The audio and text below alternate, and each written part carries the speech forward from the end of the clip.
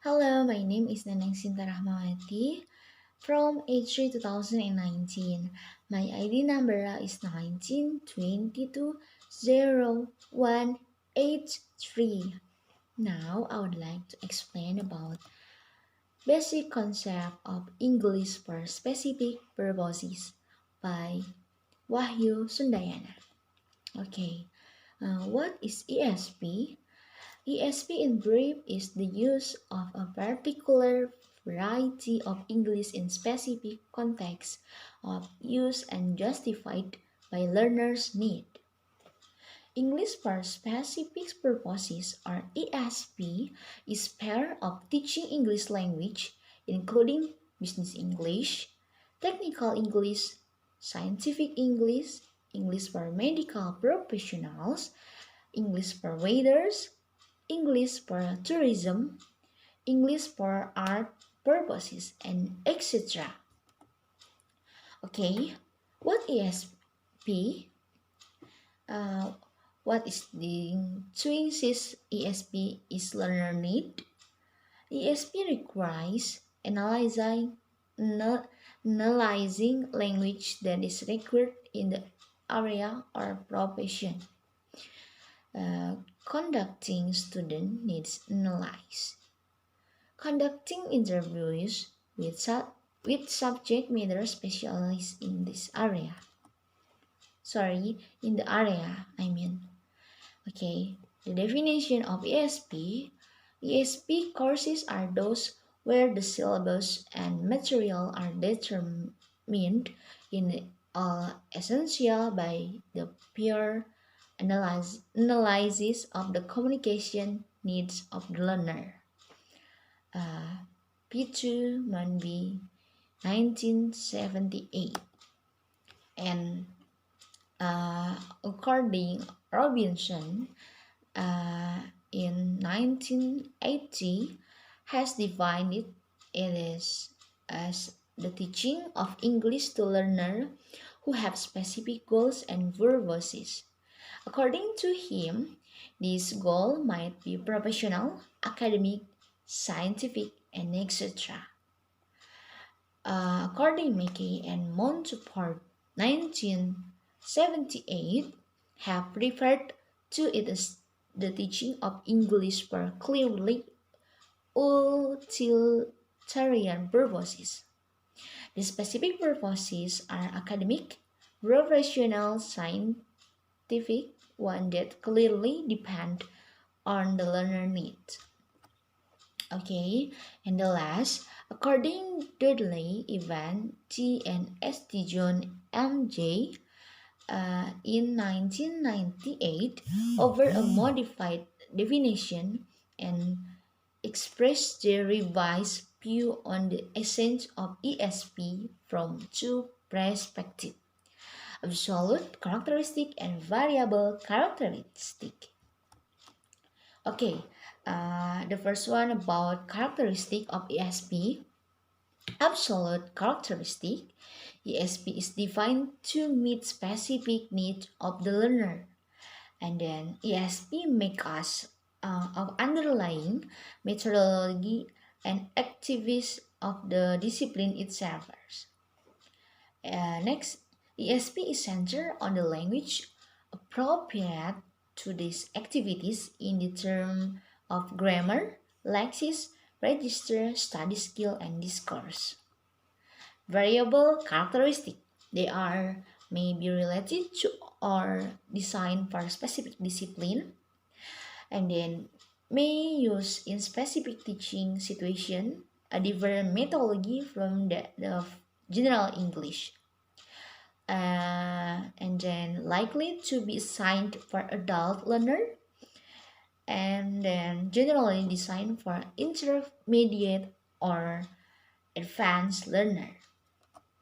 Okay. Next about ESP and GE distinction. The first, learners. ESP, working adult, and EGP, high school student. And the second, M's, are ESP, to meet the needs particular learner, and then EGP to improve overall English competitive involving a range of skill on reading, writing, speaking, listening, vocab, grammar, and pronunciation. And then comparison of EGP and ESP. First one, the focus is often on education. Second, as the learner future needs are impossible to predict, the course content is more difficult to select. And third, due to have above point, it is important for the content in the syllabus to have a high surrender value. Okay, and then the focus in on training, as English is intended to be used in specific vocational context. The selection of the appropriate content is easier, and then the aim may be to create a restricted English competence. Okay, ESP family tree. ESP has branches.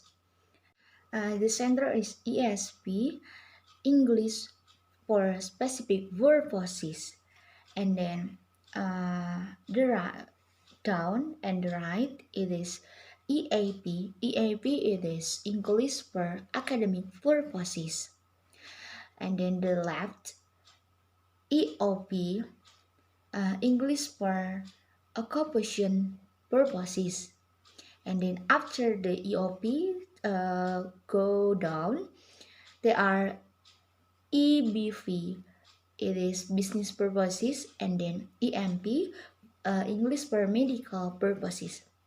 In the right, after EAP, English for academic purposes, go down. It is EST, English for science and technology. Okay, historical development of ESP. Three main reasons to the emergence of ESP. First, demand of the word after WW2, expansion in science and technology. English become the language stage and commerce and research. And then this created a demand for a generation of learners who needed the language for the specific purposes of teach and commerce.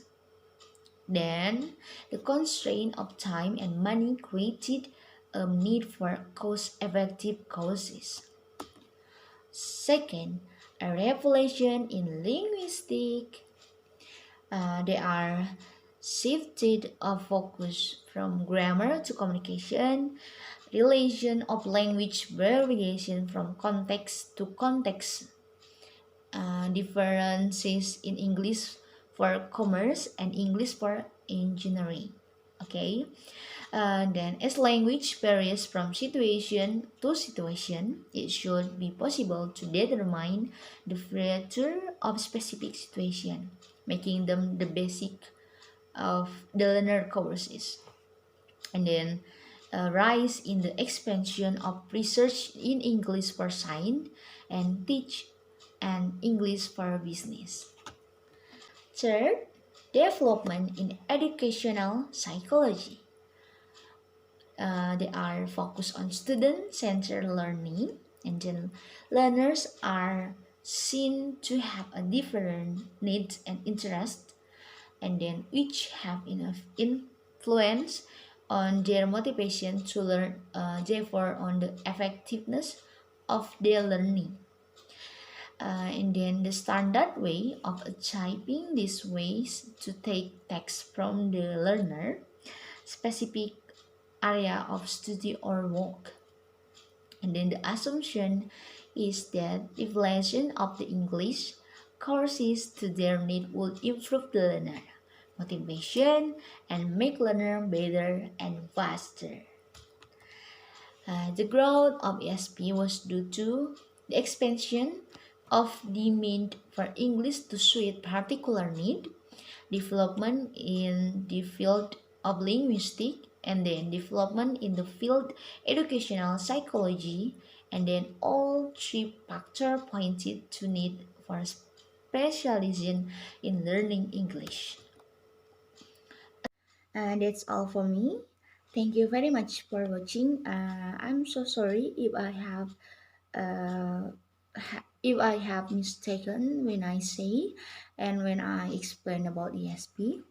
Wassalamualaikum warahmatullahi wabarakatuh. Thank you.